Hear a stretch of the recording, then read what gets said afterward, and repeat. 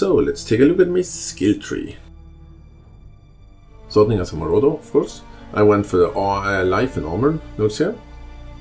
Life regeneration, I went for Warrior's Blood and Heart of the Warrior.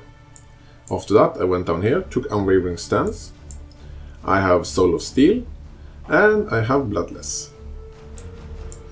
I have Juggernaut, I have a Duelist here, and all of your Duels you want life from them, and then either damage or increase damage over time, increase burning damage, increase fire damage, you name it, everything that increases your damage over time or your fire damage. You want Barbarism, which are very important because it increases your maximum fire resistance, which are really important. I have Ascendancy, increasing my life regeneration and my fire damage. I have Combat Stamina, increasing my life regeneration, my life and my armor. And I went up to the temple area, I took Serenity. I took this nice life and mana regeneration nodes here, mostly for the life regeneration. I have Discipline and Training. I have Elementalist. I have Devotion.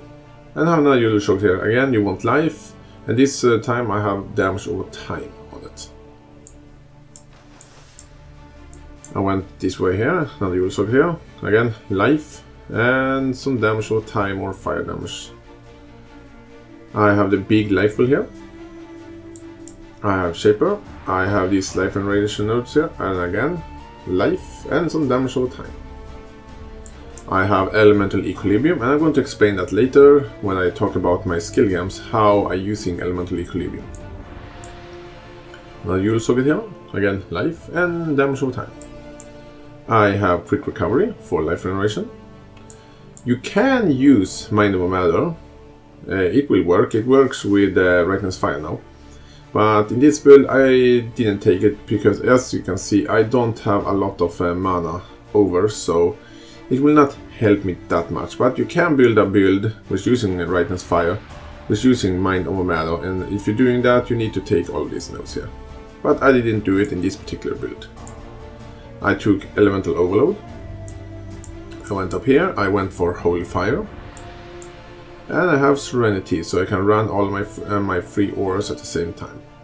And I have Purity of Flesh, and finally I have Whispers of Doom, so I can dual curse enemies. And that's pretty much my passive skill tree. Let's take a look at my Ascendancy skill tree. I start by taking this one, Tukahama's Forest Strength, I think it's called. I have very hard time pronouncing the names of this. I have the Flame, I just call it the Flame. And I have the Sun's Light. And when I ascended the last time, I just took this life regeneration node here and this life regeneration node here, because I don't have much use for this one or this one, so I just went for the small one and took the life regenerations. And finally for the Pantheon. There we go. The most important Pantheon to take is this one. It reduces the damage taken from damage over time, which are your Righteous Fire. And then you're pretty much free to take whatever you want. I took this one.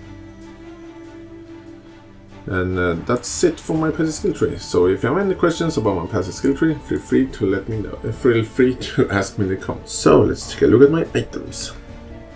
I can start with my weapon. I'm currently using Durian's Catalyst. And what you want for your weapon, you want a weapon which have either high elemental damage, or increased fire damage, or damage over time. Spell damage will not work. For my helmet, I'm currently using this highly defensive helmet. It has really good armor and good life and resistance. And that's what we're gonna aim for. Good armor, good life and good resistance on your helmet. For my amulet, I'm just using this amulet here. It's nothing really special, but I have some good life and I needed some dexterity and intelligence on it. For my shield, you really must have Rise of the Phoenix, which increases your maximum fire resist by 8. So you must have a Rise of the Phoenix. But it is not an expensive shield, so it should not be that hard for you to get. I'm using this ring here, which is very expensive. A friend of mine gave it to me. It's a really amazing ring, giving me a ton of damage to my Righteous Fire. But this type of ring, opal rings, are very expensive. So if you can't get something that is expensive, this one, Try to get a ring which have as high life as possible and some fire damage on them. And maybe some resistance. And the same thing with my other ring. I have good life and the resistance I need. And that's what we're gonna aim for. If I could, I would have some fire damage on it as well. Increased fire damage. For my armor, I'm using a Calm's Heart, non-legacy Calm's Heart, which is pretty much the best armor you can get, and this armor is quite expensive. You can't get a Calm's Heart. You can go with a Belly of the Beast, it doesn't need to be linked to anything. Yes, you're gonna try to get the armor which have as high life as possible. And some good armor as well, it doesn't need to be linked or anything. For my gloves, again, highly defensive, I have some good life and good resistance on them. For your belt, you want as high life as possible, and if you can, some armor and maybe the resistance you need. And finally for my boots, you want high movement speed, resistance if you need it, and as good life as you can get. For my flask, I'm using Blood of the Karoo. You don't have to use this flask, but it's a very powerful flask and I'm really recommending it. It's a really good flask. Using this flask here, it is a bubbling flask which gives me a lot of life fast. But it doesn't give me as much life, but it's a really nice flask. This flask here is giving me a good amount of damage to my Righteous Fire, and I highly recommend this flask. It's a really good flask.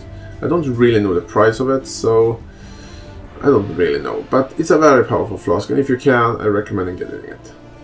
And then I'm using this flask here. It have instant recovery when I'm low life, and I'm using a Quicksilver flask. And that's pretty much my gear. If you have any questions about my gear, feel free to ask me in the comments. So let's take a look at my skill gains.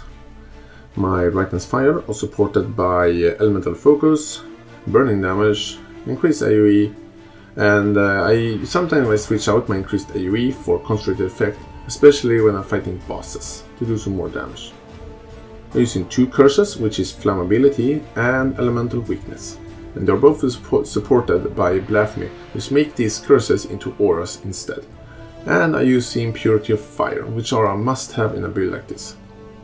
I'm using two constant damage taken, which is constant damage taken with Ice Nova, constant damage taken with Immortal Call, Ball Lightning, and Greater Multiple Projectiles. I'm also using an Orb of Storms together with increased critical strikes. Now we're gonna try to explain why I'm doing that. Let's go really quick to my passive skill tree. I'm using Elemental Overload and I'm using Elemental Equilibrium and Elemental Overload. And that's what I'm using this spell for.